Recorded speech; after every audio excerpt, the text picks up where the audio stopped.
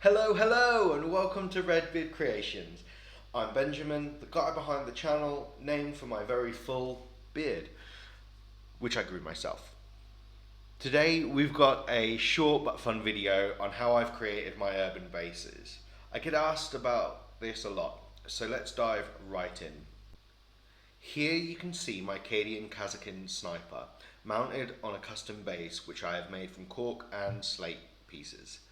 This is all about that gritty tarmac and concrete feel, perfect for replicating the rockcrete of the Grimdark 41st millennium, where rubble and debris are just part of the everyday landscape. Painting the base. Firstly, we're going to start with Eshin Grey. Any deep grey will work for this, don't worry too much about exact colours. The goal is to create that worn concrete vibe. As always, just take your time. You want to get a solid coat on after priming it black.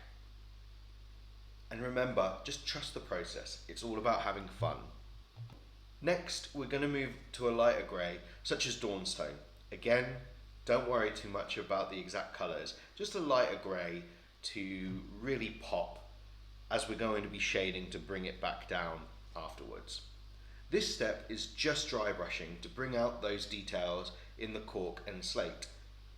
You want most of the paint off your brush before you hit the base, lightly sweeping across the surface to highlight the texture.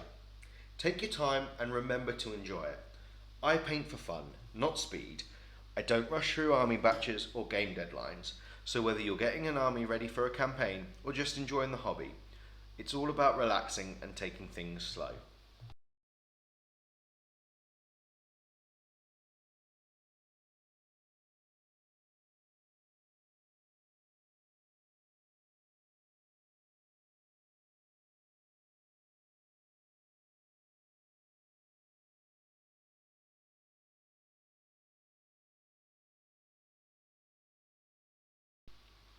Shading and washes.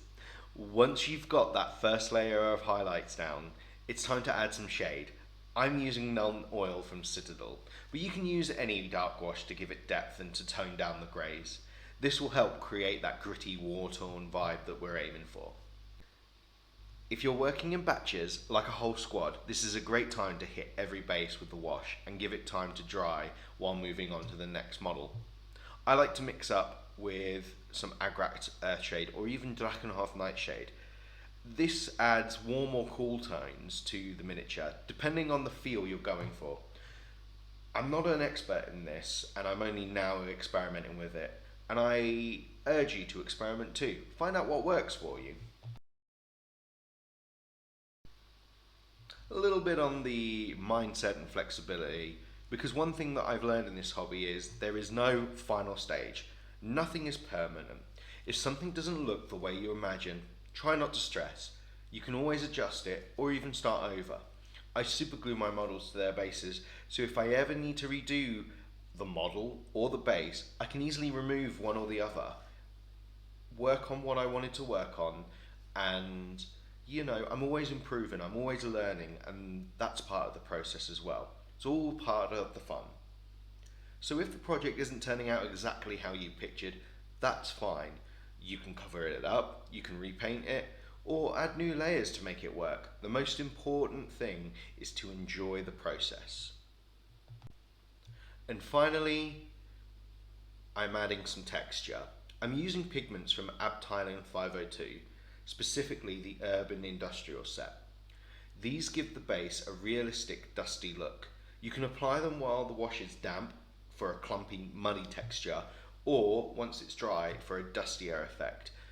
When I think of urban environments in 40k, I picture layers of filth, dust and muck, perfect for a setting like a hive city. The pigments really bring that atmosphere to life. You can go heavy for a caked on look, or just lightly dust the edges for subtle weathering.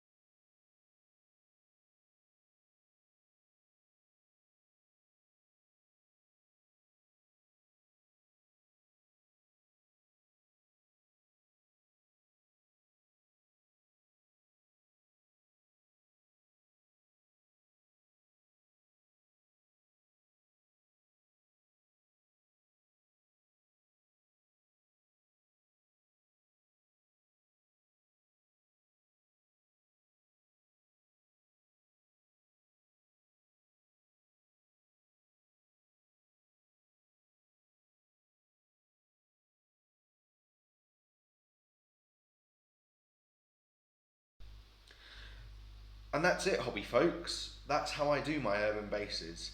You can apply these techniques across Space Marines, Guardsmen, Orcs, whoever fits your vision, whatever faction you are working on. As you can see in the final shots, I've even dusted some of the cloak on this sniper with the urban industrial pigment to show that he's been getting down and dirty in the battlefield. I really hope that you've enjoyed this tutorial. It's my first video, so I'd love your feedback. Let me know if you have any questions. Feel free to comment, like, and subscribe. For me, this is just about fun, and I'm excited to share more of my journey with you all. Remember, trust the process and watch this space. Thanks for watching.